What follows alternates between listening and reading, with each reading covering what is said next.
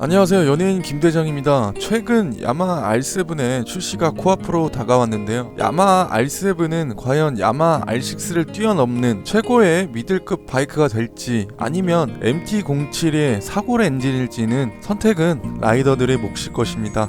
소문만 무성했던 야마하 R6의 단종과 함께 R7의 개발 소식, 드디어 이제 서서히 윤곽을 드러내게 됩니다. 야마하 R7은 R6와 같은 본격적인 슈퍼스포츠는 아닙니다. R7의 기반이 되는 엔진은 야마하의 MT-07이며 대부분의 라이더들이 다른 정보를 통해 이미 알고 있으리라 생각됩니다. 저는 개인적으로 아직까지 큰 기대를 하지 않고 있는데요. 정말 이게 야마하에서 결정할 수 있는 최선의 선택이었을지, 슈퍼스포츠 바이크 R6의 네임밸류를 해치는 건 아닌지 조심스럽고 또한 많이 아쉽다라는 생각을 하고 있습니다. 단적인 예로 가와사키의 닌자 650R을 들 수가 있는데요. 확실히 4기통과 2기통의 온도 차이는 많이 나고 있습니다. 그렇기 때문에 닌자 650R처럼 우려와 걱정이 앞서는 것은 사실입니다. 그 이전에 우리는 야마하 R6의 히스토리에 대해서 잠시 알아볼 필요가 있습니다. 대중들은 이미 야마하 R6의 대단한 충성심과 만족도를 느끼고 있었으며 그에 비례하여 높은 완성도를 자랑하는 슈퍼스포츠 바이크 장르였습니다. 1999년 모터사이클 시장에 데뷔한 이래 10년간 꾸준한 사랑을 받아 슈퍼스포츠 클래스의 붐을 일으킨 장본인이기도 한 모델이 야마하 R6인 것입니다. 모터 GP의 참전 이력은 굳이 말로 설명할 수 없을 정도로 화려하며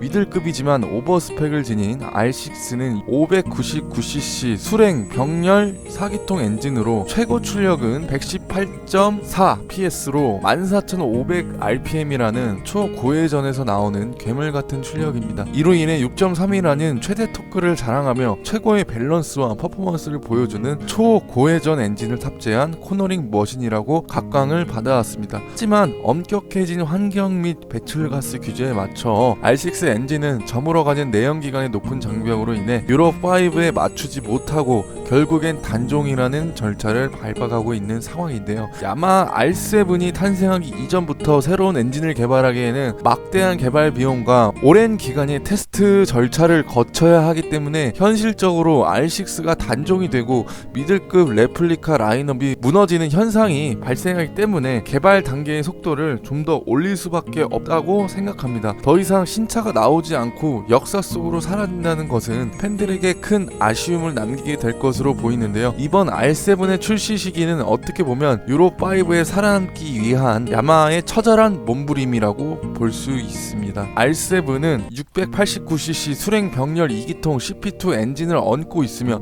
최고 출력은 73.4 PS, 8,750rpm, 최대 토크는 67, 6,500rpm이기 때문에 충분히 검증된 MT-07 엔진을 활용한 가장 이상적인 변화에 가깝습니다. 기존의 MT-03과 효자 바이크죠. R3의 판매량에서부터 쿼터급 시장에서 이미 재미를 봤기 때문에 연료 탱크가 작고 애매한 포지션이었던 MT-07은 리터급 클래스 MT-09와 MT-10의 그늘에 가려졌을 뿐 존재 자체가 흐려지는 것은 아니었습니다. 야마하 R7과 공유하는 MT-07은 출시 이후 라이더들의 뜨거운 관심 덕분에 총 판매 대수가 10만 대 이상 꾸준한 판매량을 기록했으며 확실히 MT-07의 병렬 2기통 689cc CP2 엔진은 훌륭했고 강한 순간 토크, 언제든지 뛰쳐나갈 수 있는 표범 같은 날렵함이 있었습니다. 또한 도심에서는 과격한 주행에도 중반 영역대를 주로 사용하기 때문에 연비의 효율도 상당히 좋은데요. 기존의 R6의 4기통에서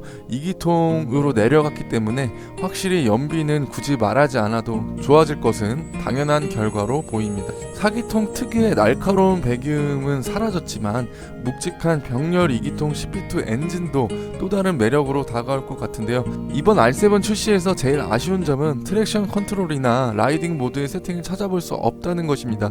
이 부분을 통해서 현실적인 원가 절감을 한 것으로 보이며 아무래도 R3와 R6에서 경험했던 가격 장벽이 내려가 좀 더 라이더들의 선택의 폭이 넓어질 수도 있다는 것은 장점입니다. 하지만 여전히 우리는 가와사키 닌자 650R의 처절한 판매량을 다시 한번 떠올릴 필요성이 있습니다.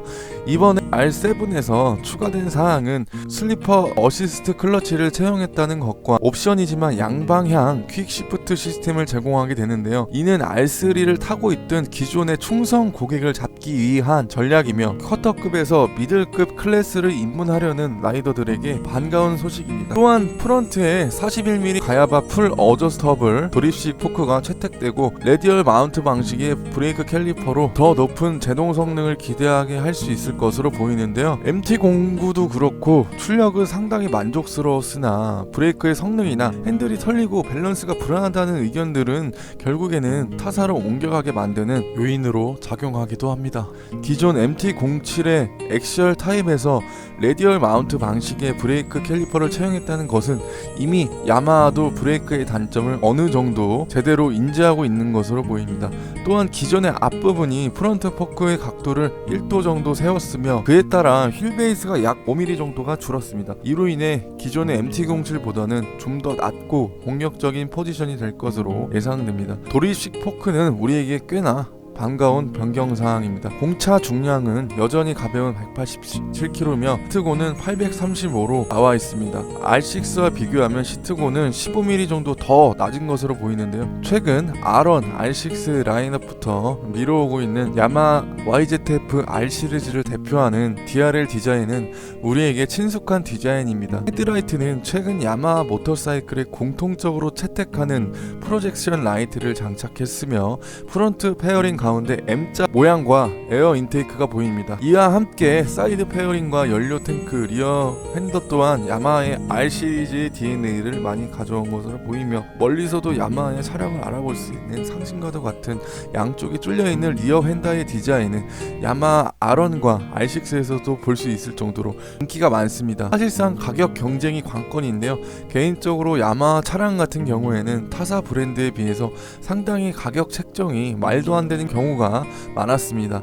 R7과 많은 공유를 하고 있는 MT07 같은 경우에도 미국은 20년식 대비 $1 정도가 상승했다고 한국에 들어왔던 MT07의 가격은 1,077만원인데요. 달라진 것은 기어비와 대소기어, 서스펜션, 캘리퍼, 카울 파츠 등의 추가적인 고급 파츠들이 들어왔기 때문에 가격 상승 요인이 당연히 있을 것이고 그렇기 때문에 1200 중반에서 1300 초반으로 가격을 예상할 수 있습니다. 결론은 현 시점에서 R6에서 보업된 새로운 엔진을 기대한다는 것은 사실상 우리들의 희망회로였을 것입니다. 우리가 원했던 R7의 이미지는 겉모습만 화려한 것이 아니라 아예 차대부터 다른 R6의 퍼포먼스를 충분히 뛰어넘는 모델이었을 텐데요. 결론은 출시를 해봐야지 아는 것이고 여론의 반응은 일단은 물음표에 가깝습니다. 아직까지는 가격 정보도 업데이트가 되지 않았기 때문에 추후에 디자인을 중심으로 리뷰를 다시 진행할 예정입니다.